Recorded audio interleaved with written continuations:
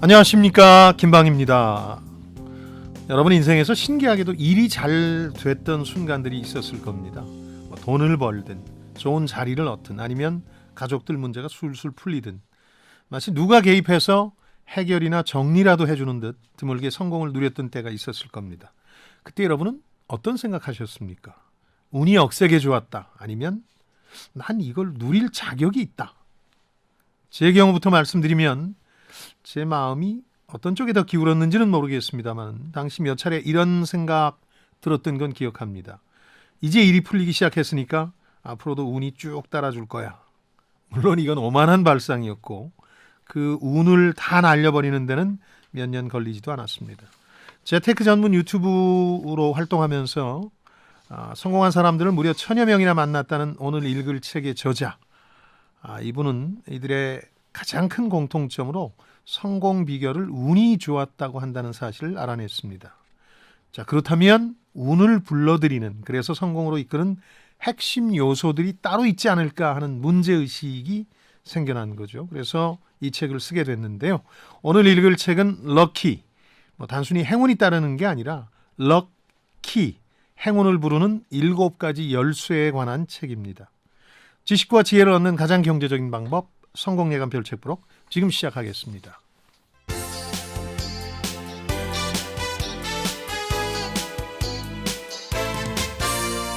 KBS 1라디오 성공예감 김방희입니다.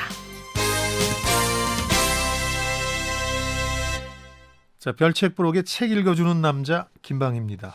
별님 씨 모시겠습니다. 네, 별책부록에서 별을 맡고 있는 광명수입니다. 반갑습니다. 해피 뉴 이어! 2022년 검은 호랑이 해가 밝았습니다. 올해도 우리 잘 지내봐요. AI 목소리가 어떻게 호랑이 목소리처럼 단호하네요. 무섭기도 하고 또 어떻게 저희들을 약 올릴지 네. 걱정도 됩니다. 자, 댓글 보고 갈까요? 네, 샵 9730 KBS 콩 그리고 유튜브를 통해서 많은 의견 주셨습니다. 지난주는 새로운 것이란 새롭게 만드는 것이 아니고 새롭게 발견하는 것이다. 글로벌 컨설팅 전문가 얀 칩첼스가 쓴 관찰의 힘 함께 읽어봤는데요. 먼저 장승은님. 남편의 행동을 잘 관찰하면 큰 선물이 생길 수도 있어요. 왜요? 남편이 자주 맴도는 장소 부근을 뒤져보세요. 비상금이 나온답니다. 관찰은 보너스다라고 해주셨는데, 그러면서 또 소장님이 요즘 관심 있게 관찰하는 분야는 무엇인지 궁금하다고 전하셨습니다. 요즘 관심사 어떤 분야이십니까? 네, 우선 전쟁이 벌어지죠. 숨기려는 자, 찾으려는 자. 많이 숨겨보셨나 봐요? 그럼요. 저도 많이 이제 숨기기도 했지만 광명수 씨도 찾아냈던 적이 있습니까? 그런 말씀 하지 마세요. 저는 알아서 잘 숨기고 잘 찾습니다. 그렇군요.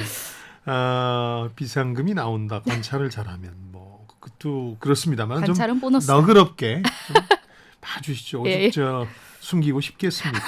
제가 요즘 관심 가지고 관찰하는 분야는 네. 이미 많은 청취자분들이 알고 계시겠지만 제가 시원하게 사업을 하나 말아먹었기 때문에 새로운 사업을 좀 추진 중입니다. 네. 이것과 관련해서 경제 현상 중에서도 그 사업 관련 분야를 유심히 들여다보는 거죠. 네, 소비자들은 어떻게 행동하는지, 그리고 그분들한테 어떤 제품이나 서비스를 어떻게 파는 것이 과연 유효할지. 네. 시대의 흐름을 모르면 역시 성공하기는 어려운 것 같아요. 역시나 사업을 준비하시려고 하시니까 관찰을 하고 계시는군요. 네, 그렇죠. 관찰해야죠. 알겠습니다. 또 배블런 효과에 대해서도 저희가 이야기를 나눴었는데 네. 이른바 명품이라 불리는 고가의 옷을 입었을 때 효과를 말했었죠.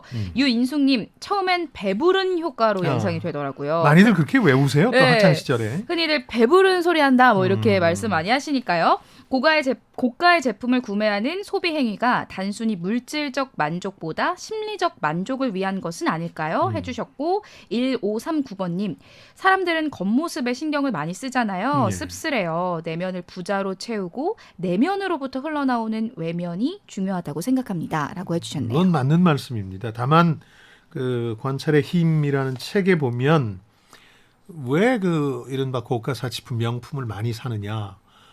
무리해서 사는 경우도 많겠죠, 물론. 네. 그러나 적어도 그걸 소유하고 있으면 아주 가난하지는 않다는 증거가 될 수는 있다. 네네. 그런 얘기가 나오지 않습니까? 네네네. 그러다 보니까 가짜 명품뿐만 아니라 뭐 가짜 치아 교정기까지 자신의 부를 과시하기 위한 수단으로 쓴다고 했는데 뭐 내면이 중요하다고는 합니다만은 외면도 늘 서로 들여다보고 있기 때문에 네네. 이런 심리적 만족을 위한 구매를 하는 거겠죠. 네, 아무래도 외면을 안 볼 수가 없으니까요. 단정하게 하는 거는 중요하지 않을까 이런 생각도 들고요. 단정하게 하는 거. 예. 네, 그렇죠. 그리고 1928번님, 저는 독서의 관찰을 응용합니다. 1단계가 관찰, 꼼꼼히 읽는 거죠. 2단계는 고찰, 다른 책도 찾아보면서 더 확장합니다. 3단계가 성찰인데요. 예. 제 삶을 변화시키고 또 실천하는 겁니다. 하시면서 자신의 독서 방법을 공유해 주셨어요. 저는 정말 대단하다고 생각하는데 네. 이런 방법이 관찰, 고찰, 성찰. 그러니까 독서가 그냥 한순간에 지적 유의로 끝나면 안 되고 네. 그게 내 삶을 바꾸는 행동으로까지 이어져야 되는데 3단계로 이렇게 하신다는 거. 독서법으로 젊은 세대한테 많이 좀 전파하고 싶네요. 네. 저도 이렇게까지 이제 구체적으로 단계를 나눠서 생각해 본 적은 없거든요. 근데 저는 아주 젊어서 독서를 할 때는 일종의 그 난독이라 그럴까요? 어지럽게 막 이것저것 읽어서 정리가 잘 안 되는 경향이 있었는데 네. 그걸 고치느라고 한참 힘들었거든요. 그래서 지금은 이런 3단계에 따르면 훨씬 내가 관심을 가지는 분야에 대해서 체계적으로 읽을 수 있겠다는 생각이 들거든요. 소장님의 독서 방법도 좀 공유를 해주시죠. 그러니까 이렇게 처음 읽고 나서 네. 관심이 생기는 분야로 조금씩 관심 범위를 넓히는 거거든요. 그렇지 않고 그냥 아무거나 관심의 일관성 없이 읽다 보면 체계가 잘 안 잡혀서 네. 책 읽은 효과가 좀 덜해요. 근데 이분 얘기처럼 3단계 관찰, 고찰, 성찰 이렇게 할 수 있다면 아마 최고의 독서법이 아닌가 저도 많이 추천하겠습니다. 네. 이어서 오늘의 주제로 넘어갑니다. 이풀기 토크.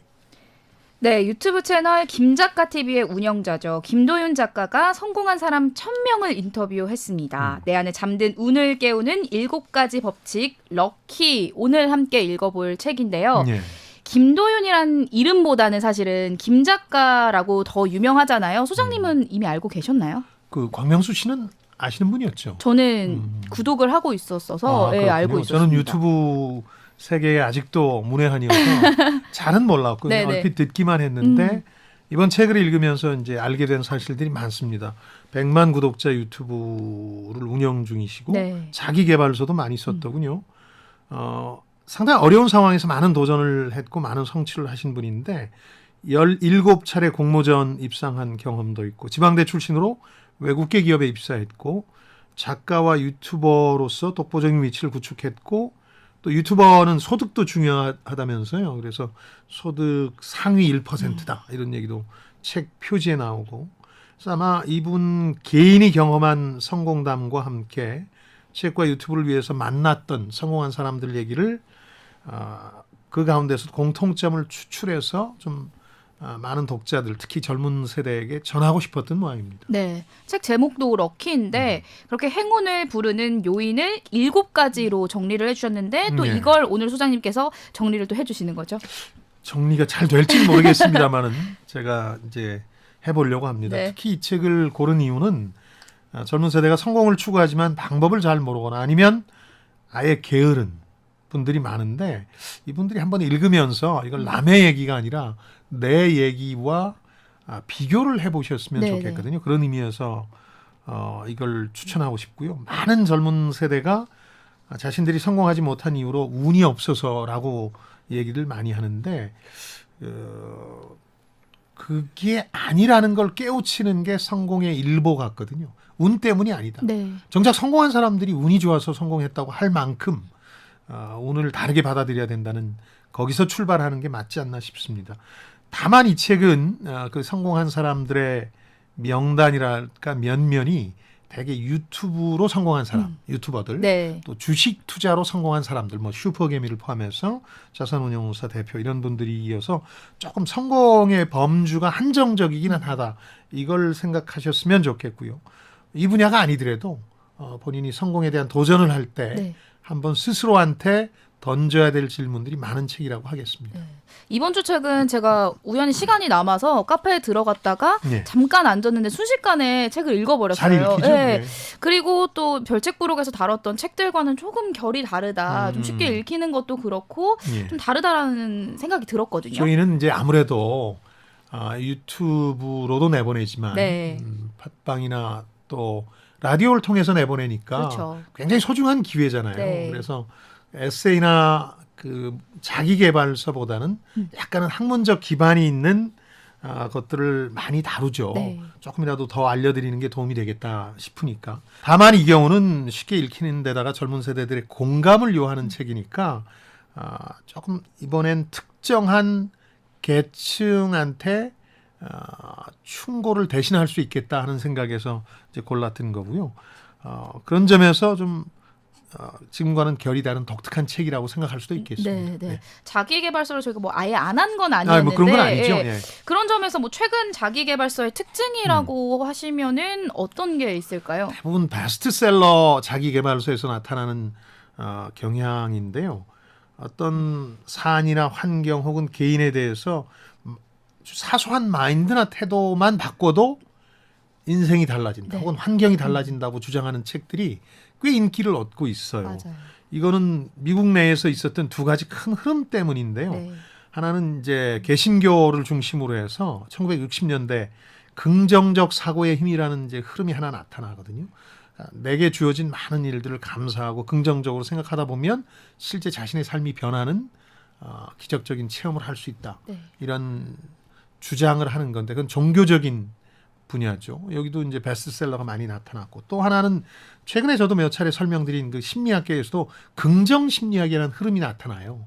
예전에 이 심리학에서 잘 다루지 않던 그 사람의 기질이나 뇌 같은 것들을 다루면서 약간의 변화를 통해서 그 사람의 사고방식을 바꿈으로써 근본적인 어떤 삶의 변화를 추구할 수 있게 된다는 거거든요. 근데 그런 자기계발서들도 보탬은 되죠. 그러나 세상이 그렇게 만만치는 않기 때문에 네. 단순히 마인드 태도를 바꾸는 것과 동시에 또 많은 성공을 위한 시도를 해야 되는데 이 책은 그런 시도를 위한 여러 가지 구체적인 전략을 실전적으로 제시하는 책이다. 그래서 새해 초에 젊은 세대들에게 응원가라고 생각하고 네. 이 책을 골랐다는 거죠. 여러분 새해 복 많이 받으세요. 새해 복 많이 받으세요. 몸풀기 이풀기를 마쳤으니 이제부턴 심화학습으로 넘어가겠습니다. 오늘의 책 럭키, 이것이 궁금하다. 키워드를 뽑아볼게요. 첫 번째 키워드, 셰르파. 많이 들어보셨죠? 쉘파. 그러니까 히말라야 고산족 이름입니다. 원래는. 근데 워낙 고산지대에 익숙해서 에베레스트를 포함해서 고봉을 도전하는 탐험대의 가이드로 네. 활동하는 분들 일당도 정해져 있는데 저도 몇 년 전에 네팔 갔을 때 이런 분들을 뵌 적이 있거든요. 같이 물론 다니셨어요? 높은 데서는 아니고요. 저 트레킹 하면서. 네네. 근데 이분들은 뭐 신체적인 능력 자체가 좀 달라요. 우리랑.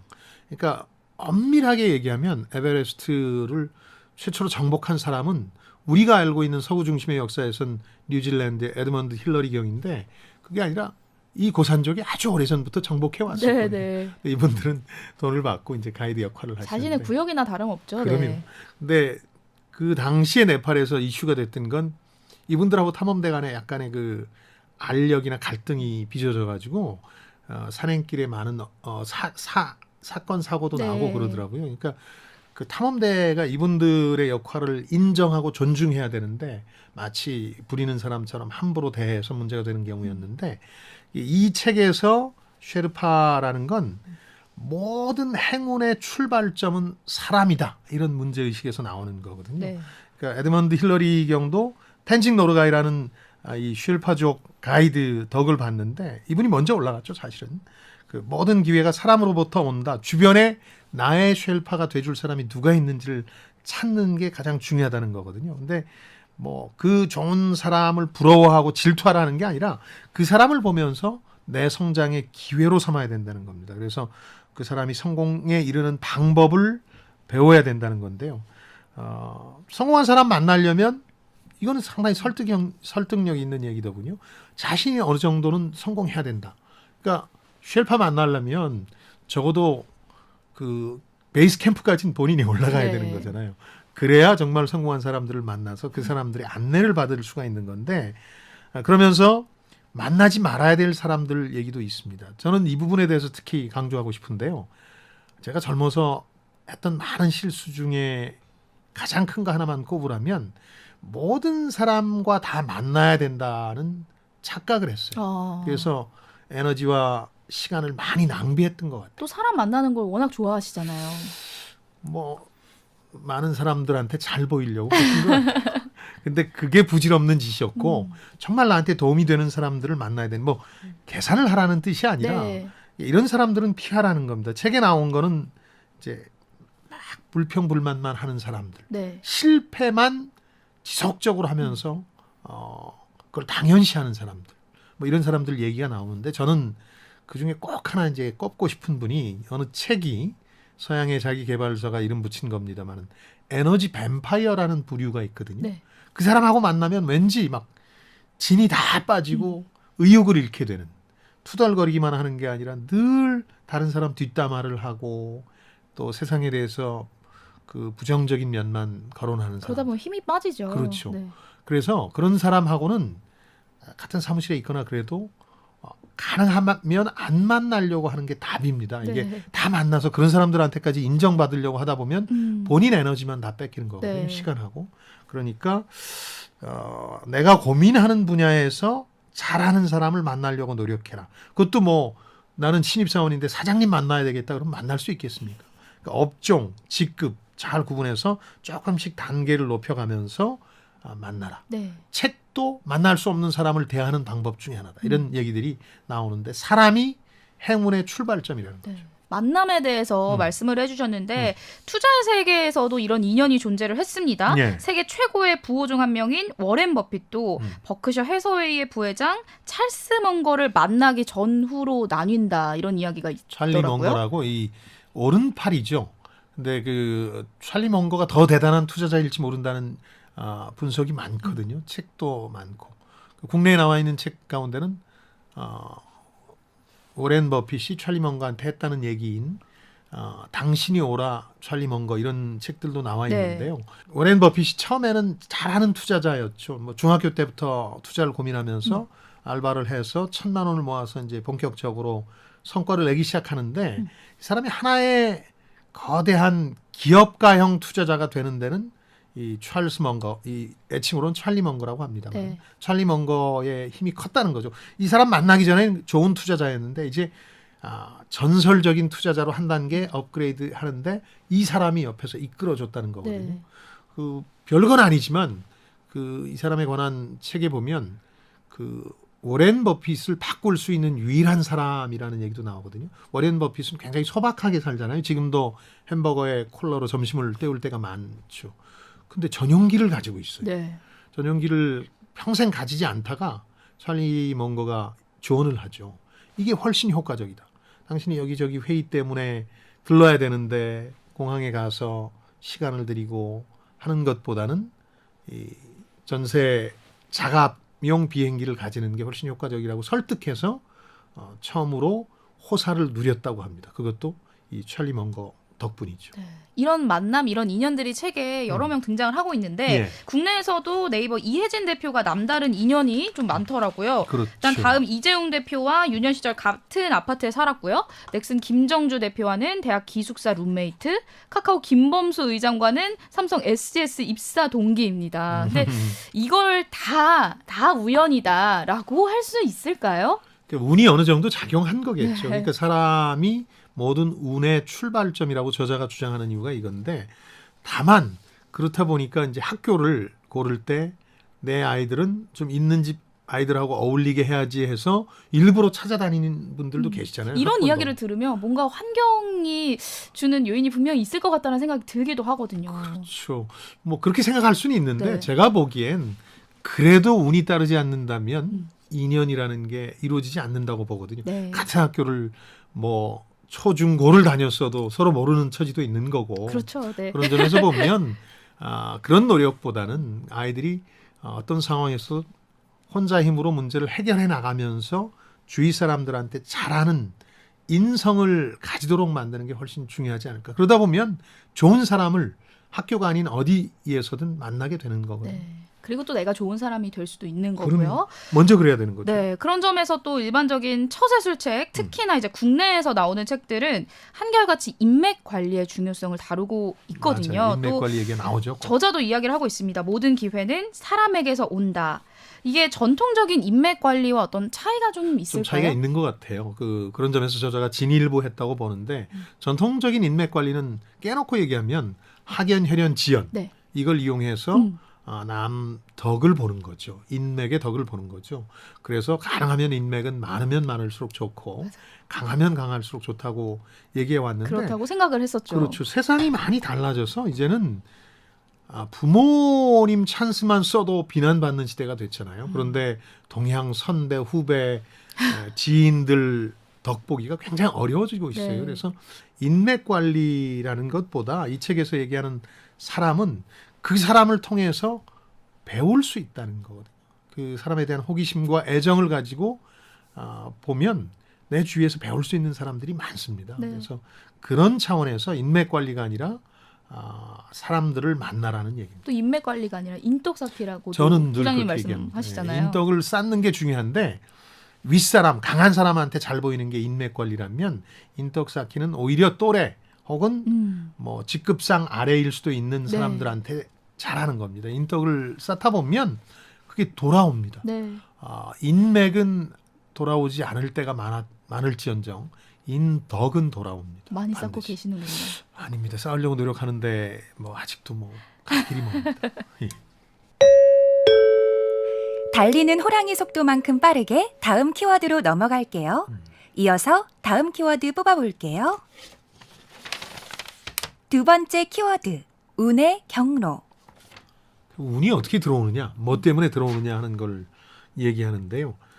사람들은 각자의 목표나 관심사라는 필터를 통해서 세상을 보니까 세상 만사를 다 알려고 하거나 세상 만사를 다 경험하려고 할 필요 없다. 내가 남보다 잘하거나 좋아하는 일을 찾는데 시간을 많이 써야 된다. 그러면서 저자가 이런 흥미로운 얘기도 해요. 운은 순간의 선택이라는 양상으로 다가온다. 그래서 다음 상황을 잘 준비하고 대비하고 있는 게 운을 맞을 준비를 하는 거다.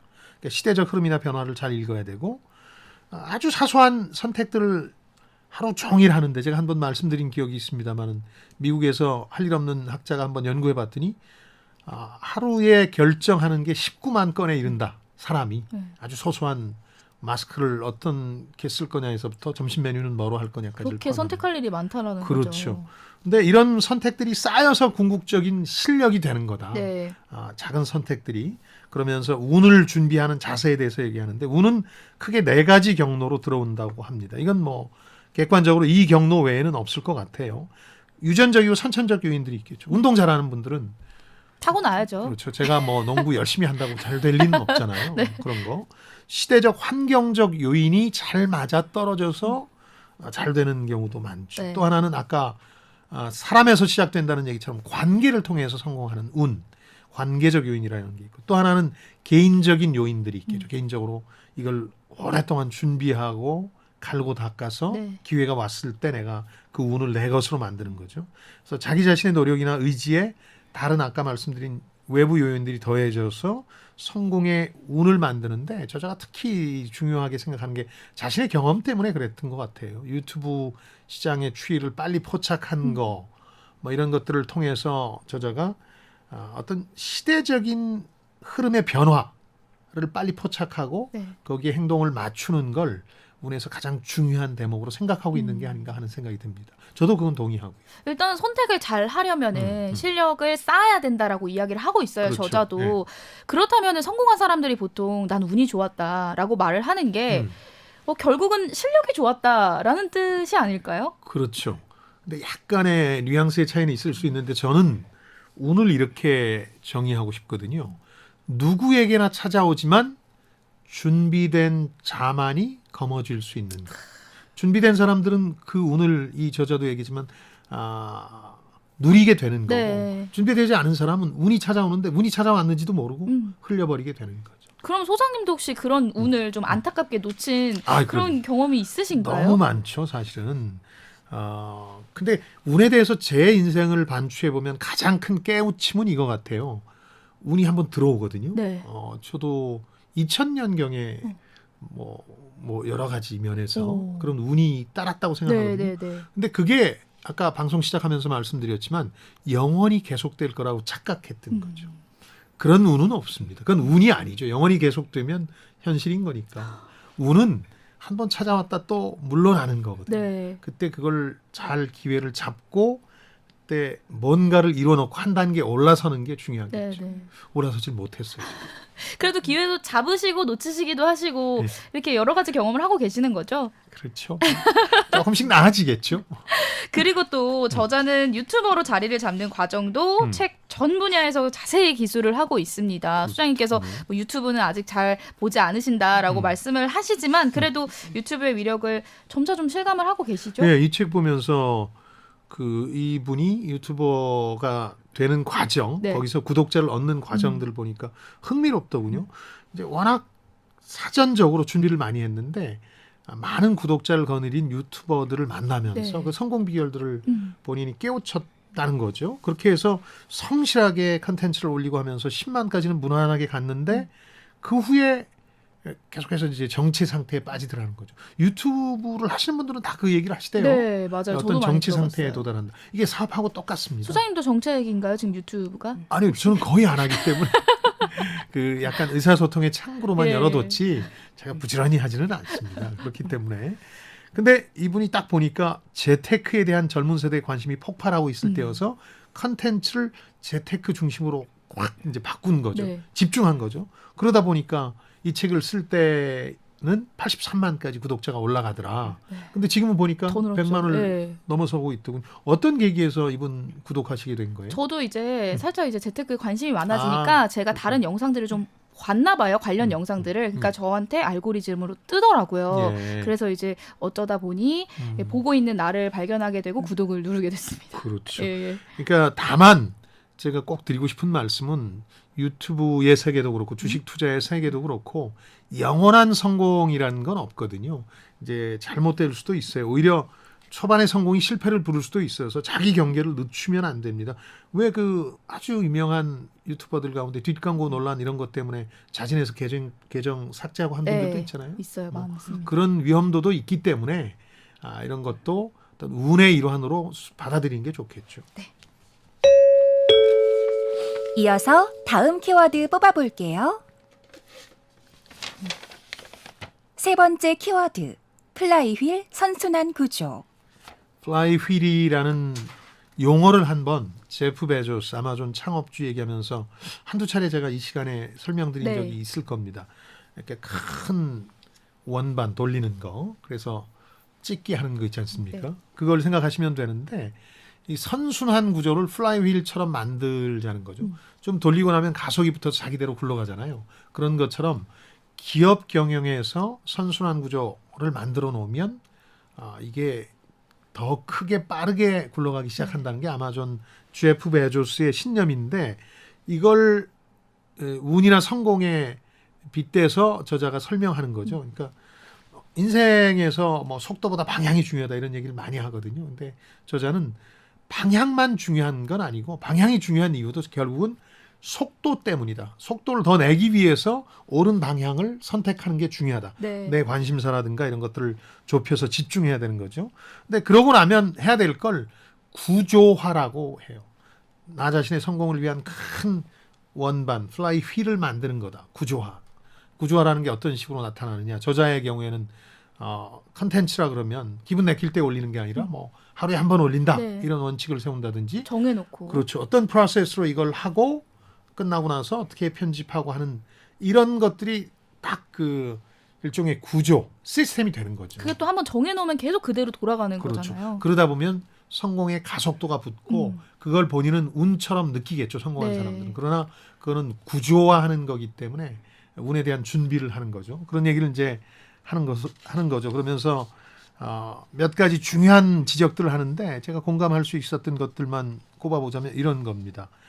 너무 약점에 신경 쓰지 마라. 본인이 강점을 더 강화하는 데 신경 써야 되는데 젊어서는 약점을 커버하는 데 너무 많은 시간과 에너지를 쏟는다. 그러니까 저자가 영어 얘기를 하죠. 영어 토익 점수도 나쁘고 거기 매달렸어도 도저히 더 이상 나아지지 않을 것 같으니까 영어는 과감하게 포기하고 내가 잘할 수 있는 것, 인터뷰하고 글을 쓰고 말을 하는 것 쪽으로 이제 간 거거든요. 그러면서 가장 중요한 또 운을 준비하는 기술 가운데 하나로 설득의 기술. 사람을 설득 잘해야 되는데 그러자면 상대한테 어떤 명분과 실리를 줄 것이냐. 당신도 이게 좋을 거다라는 얘기를 해줘야 일이 벌어지는 거잖아요. 네. 나만 좋을 걸 자꾸 상대한테 요구하면 안 되니까. 그쵸. 설득의 기술 얘기도 있었고 그러면서 저자가 우리가 늘 얘기했던 운칠기삼 네.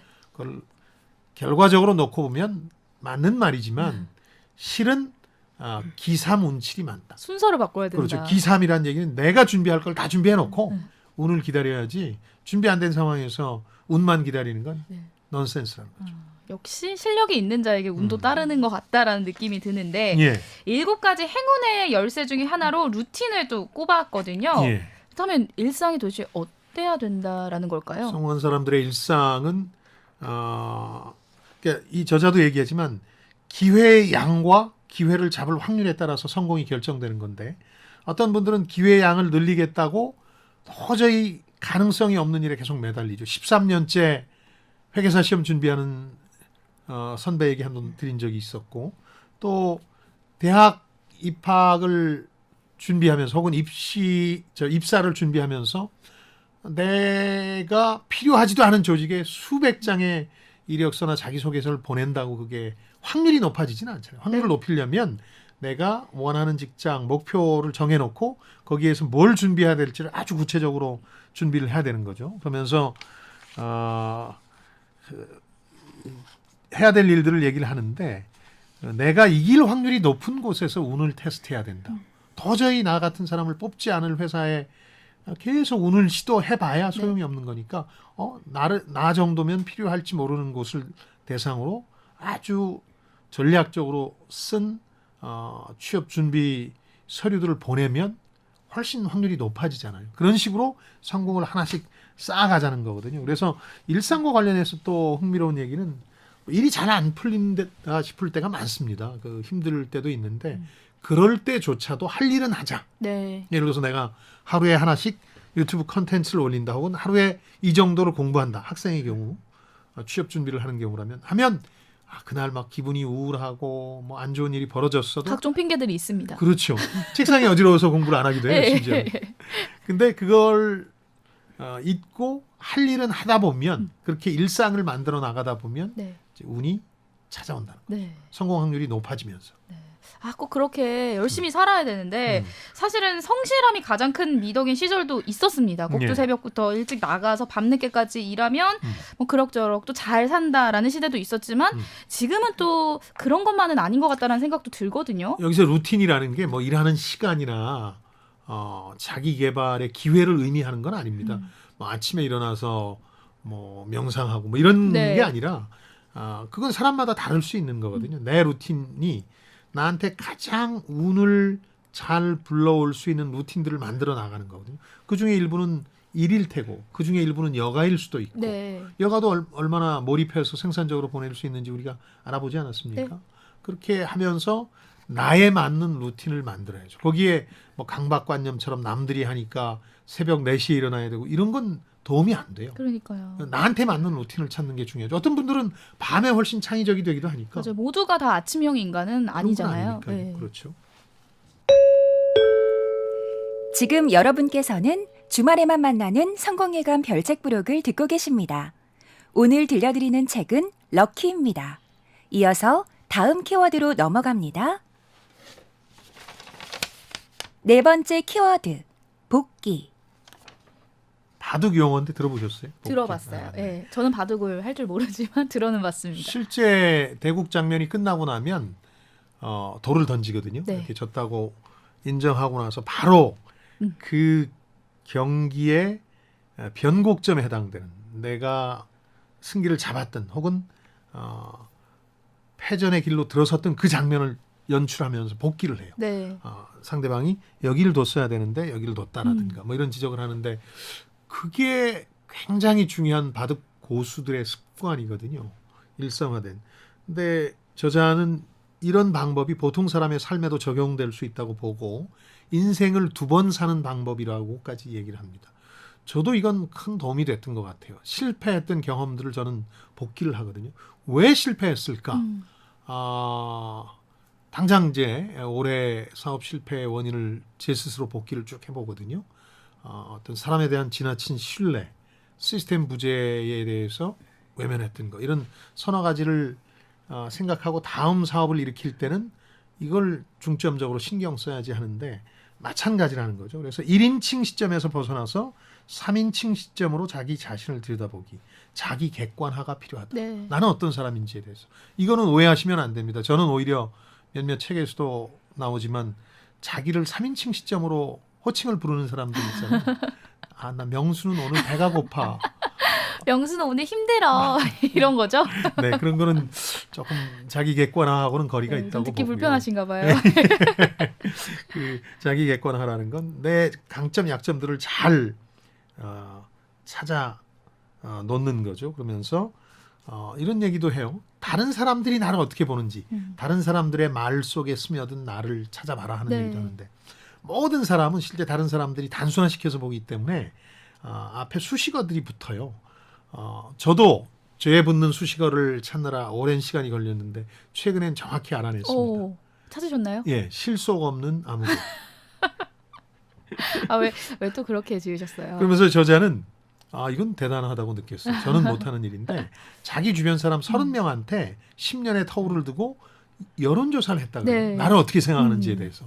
그래서 10년 후에 달라진 모습들이 제대로 평가받고 있는지를 확인했다 그러는데 그럴 수 있다면 재밌더라고요. 대단할 것 같아요. 네. 예. 그래서 또 이 복기를 하면서 계속해서 쌓아나가야 될 게 운을 부르는 말들을 해라. 사람들한테 좋은 인상을 주면서 결국은 기회를 맞을 수 있는 게 어떤 것들이 있느냐. 긍정적인 말, 부정적인 말보다는 네. 겸손한 말, 또 운의 연결고리를 만드는 말이라고 하는데 이 경우는 막 내 주장을 하는 게 아니라 많이 들으면서 거기 반응을 보이는 거. 이게 운의 연결고리를 만든다. 그런데 이제 이런 게 또 오해를 살 수 있는 게 자꾸 계산하게 되잖아요. 네. 저 사람 만나서 무슨 얘기를 해야 되고 저 사람은 나한테 도움이 되는 그게 아니라 아주 자연스럽게 그런 게 몸에서 배어나올 수 있을 정도로 자기의 언행을 복기하라. 네. 그런 얘기입니다. 또 저자가 운의 3가지 역설에 대해서 짚어놨거든요. 네네. 이 3가지 부분에 소장님께서는 다 동의를 하시나요? 저는 이거는 어느 정도 동의합니다. 성공해야 운에 대해서 말할 자격이 생긴다. 네. 실패한 사람들이 운 얘기를 너무 많이 합니다. 근데 성공해야 운이 좋았다고 말할 수 있는 거죠. 두 번째는 한참 성공한 후가 아니라 네. 초기에 운이 많이 따라줘야 되는 면이 있는 것 같아요. 스타트업 기업을 하나 생각해 보면 이 기업 초창기 운이 필요한 경우가 많아요. 너무 잘 나가기 시작해서 유니콘이 됐다. 1조 원 기업이 되면 자기대로 굴러가요. 네. 그때는 실력이 되는 거죠. 이 운이 아니라. 그러니까 그 초창기에 오히려 운이 필요한 경우가 많은데 더 많이 준비하고 훈련된 사람들이 그 운을 맞는다는 거고요. 세 번째는 성공한 사람일수록 운을 믿고 실패한 사람일수록 운을 믿지 않는다. 실패하면 운 탓을 하긴 하지만 그런 사람들이 드물게 성공해도 그건 내 실력이지 운 덕분이라고는 하지 않거든요. 네. 그런 얘기인데 저는 정리하자면 이렇게 정리하고 싶어요. 실패, 그건 다른 말로 시도일 수도 있죠.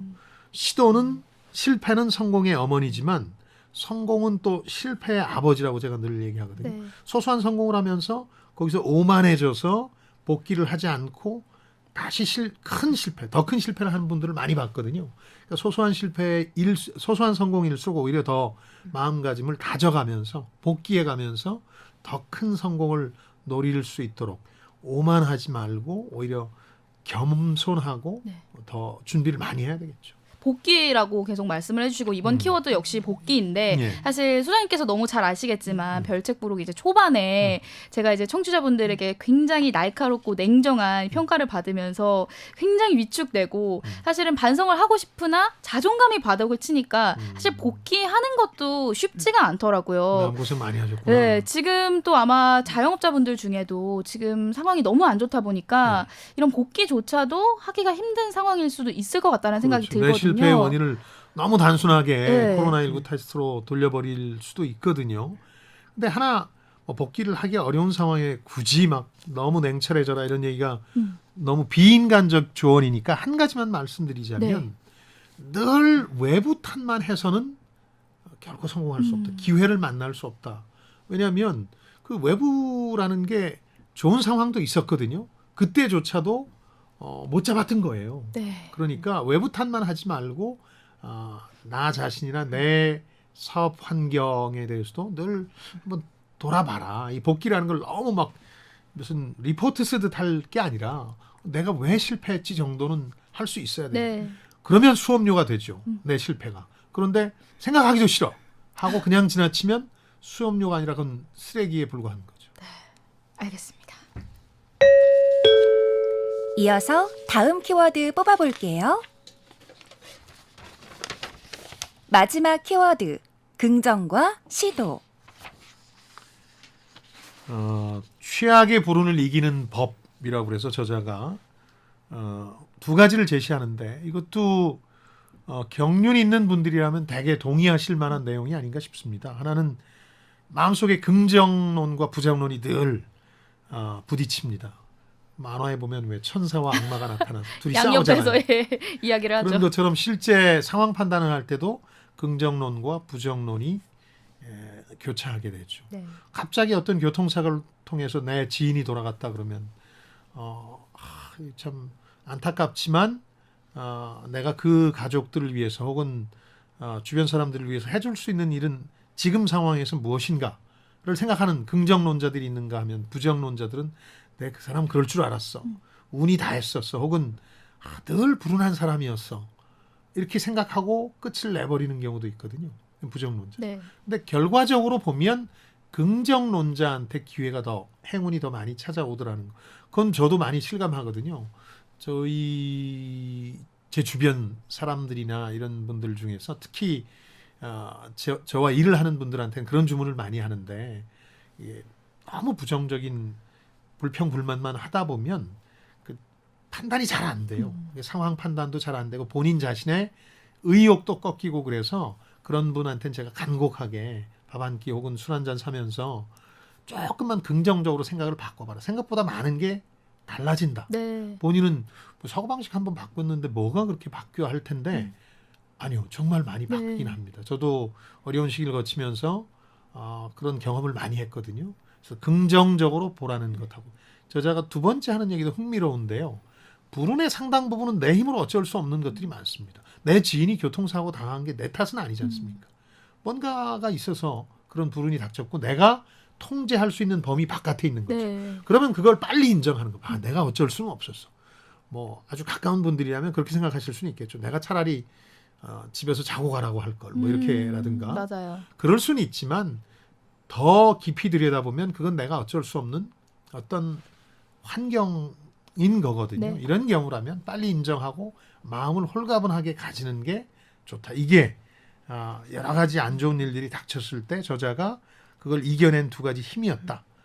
그러면서 이제 이 사람이 그 많은 사람들이 사고하는 방식 혹은 판단하는 방식과 관련해서 어떤 습관이나 이런 것들이 있는데 그게 익숙한 거지 그 사람한테 가장 좋은 건 아니거든요. 늘 불평불만하면 마음은 편해요. 그분 입장에선 남 탓하고 그 사람 욕하면 마음은 편한데 그 사람 자신의 성장에는 아무런 도움이 안 되거든요. 그러니까 익숙한 방식을 벗어나서 가장 좋은 방식을 찾아야 되는 거죠. 이게 뭐 복귀든 루틴이든 긍정과 시도라는 건 바로 그런 의미에서 긍정적으로 보면서 늘 새로운 시도를 해야 되는 거죠.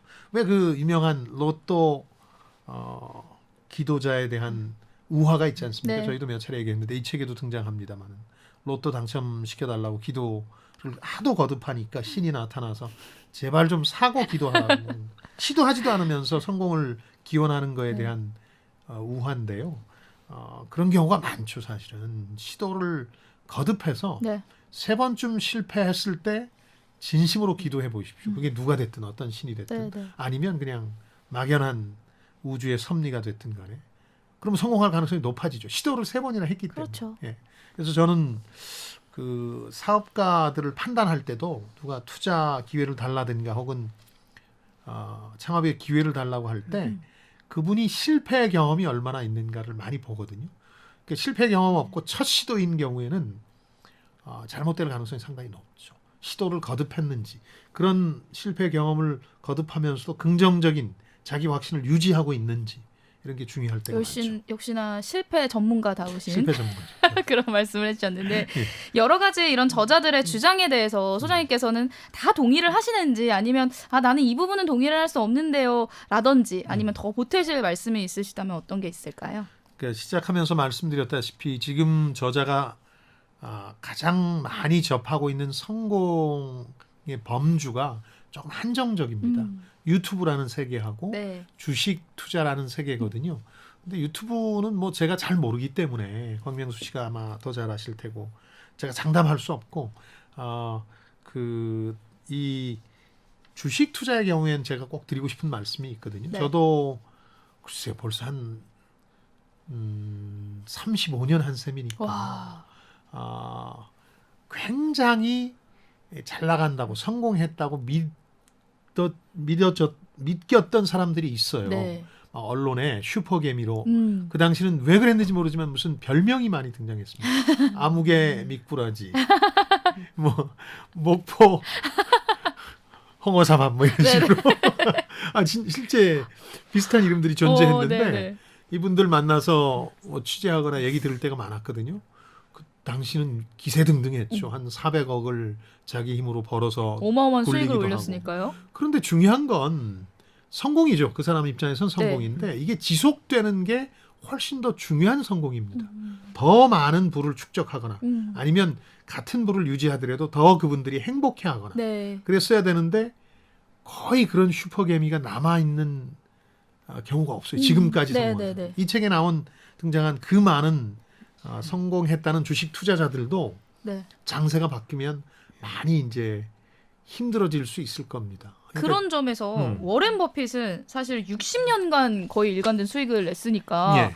차원이 다른 사람이라고 생각을 해야 될까요? 그래서 전 세계에서 네. 글로벌 투자자들의 숭배를 받게 된 거예요. 추앙을 일종의 받고 신이 있죠. 된 네. 거죠. 이분은 60년 동안 연평균 수익률이 그야말로 마이너스로 곤두박질 쳤던 게 정말 손에 꼽을 정도예요. 제 기억으로는 2번 정도 있었고요. 네. 그 다음은 연평균 23% 정도의 수익률을 올렸으니까 대단한데 숫자가 중요한 게 아닙니다. 60년을 살아남은 게 중요합니다. 살아남으면서 이분은 복리처럼 투자해서 얻은 수익을 다시 다 투자를 했기 때문에 엄청난 세계 지금은 한 5위권으로 쳐지긴 했습니다만 일론 머스크 때문에 제프 베조스하고 네네. 그 최상위 갑부의 위치를 계속 유지하고 있다는 게 대단합니다. 살아남는 게 중요합니다. 네. 거듭 말씀드리지만 주식 투자의 세계에서 성공한 사람은 일순간에 별로 끝날 수도 있기 때문에 네. 오랫동안 하늘에 떠 있는 태양이 되기 위해서 이제 더 노력해야 되는 숙제들이 있는 거죠. 올해 이제 새해 첫 별책 부록 시간인 것 같아요. 예. 소장님도 이제 새로운 사업을 이제 앞두고 계시다라고 말씀을 해주셨는데 예. 아마 많은 분들이 새해를 앞두고 많은 도전 하시면서 또 걱정거리도 있으실 것 같은데 예. 좀 조언이 되는 한 말씀 좀 해주신다면? 예, 좀 길게 봤으면 좋겠습니다. 네. 길게 보면 모든 비극적인 일들도 희극이 될 수 있고 모든 불행도 행운이 될 수 있거든요. 뭐 우리가 잘 아는 그런 속담 들먹거리지 않아도 인생이라는 게 길게 보면 많이 꼬입니다. 그래서 지금 당장의 성공이 궁극적인 실패로 이어질 수도 있고 지금 몇 번의 실패가 아주 더 큰 궁극적인 성공으로 이어질 수도 있거든요. 그렇게 생각하시면서 행운에 대해선 역시 내가 어쩔 수 없는 것이다 이렇게 생각하시되 그 행운을 맞을 준비는 충분히 해야 된다. 로또 당첨되려면 로또는 사둬야 되듯이 그 준비를 뭘 할 거냐 내가 하고자 하는 일에 대한 준비를 하는 거죠. 내가 평생 동안 즐겁게 할 수 있는 일들에 대한 준비를 하는 거죠. 그게 사업일 수도 있고 네. 뭐 투자일 수도 있습니다. 그렇게 하다 보면 그 공부가 즐거워지고 그런 준비가 또 탄탄해지고 그러면서 언젠가는 머지않아 큰 운이 대운이 닥칠 겁니다. 청취자 여러분 대운을 기원하면서 드리는 말씀. 기원합니다. AI가 선정한 심쿵 한방. 오늘의 책 럭키를 관통하는 핵심 구절. 한 방에 정리해드립니다. 고요한 바다에 적당한 파도가 다가오듯이 우리 인생에도 나에게 적합한 운은 반드시 온다. 당신이 그 운에 올라탈 준비만 되어 있다면 당신은 온전히 그 운을 누릴 수 있다. 우리 해녀 지망생 광명수 씨도 공감하시는 얘기인가요? 아유 그럼요. 네. 열심히 준비하고 있습니다. 그렇죠. 뭔가 하는 일마다 좀 잘 안 풀린다고 생각될 때 왜 난 이렇게 운이 없을까 우울해질 때 젊은 세대가 한번 읽어봤으면 좋겠습니다. 네. 그러면 어떤 딱 정답이 떠오르는 게 아니고요. 내가 그동안 준비해온 것들이 어떤 문제가 있었나 스스로를 돌아보게 돼요. 스스로를 돌아볼 수만 있다면 뭐 이 책을 읽든 안 읽든 분명히 성공할 겁니다. 실패의 경험을 몇 번 거친 후에. 그런 점에서 이 젊은 세대가 꼭 좀 참고하셨으면 좋겠습니다. 다음 주 책이 도착했습니다. 네. 나만 빼고 주식이며 부동산이며 다들 돈을 버는 것 같습니다. 남들은 놀 거 다 놀면서 삶을 즐기는데 나만 아등바등 사는 것 같은 기분, 놓치는 것에 대한 두려움, 포모의 감정을 건드려 보겠습니다. 벤처 투자가인 패트릭 제이 맥기니스가 쓴 포모 사피엔스 읽어보도록 하겠습니다. 오늘날 소비자 트렌드에서 빠지지 않는 용어인 포모라는 말을 만든 사람입니다. 패트릭 맥기니스가 쓴 이 책을 통해서 2021년 트렌드 키워드를 우리가 포모로 꼽았거든요. 네. 그래서 이 책 꼭 좀 소개해드리고 싶었습니다. 한층 더 강한 지적 게임으로 돌아올 성공예감 별책 부록 다음 주에도 기대해 주시고요. 유튜브 별책 부록과 김방희 TV 그리고 팟빵을 통해서도 다시 들으실 수 있습니다. 댓글이나 의견 많이 남겨주세요. 네, 책을 통해서 세대 간 소통과 공감을 나누는 시간 성공예감 별책 부록 저희는 다음 주말에 다시 찾아뵙겠습니다. 별의별 이야기를 책을 통해 나누는 별책 별책 부록 부록. 다음 주에 만나요.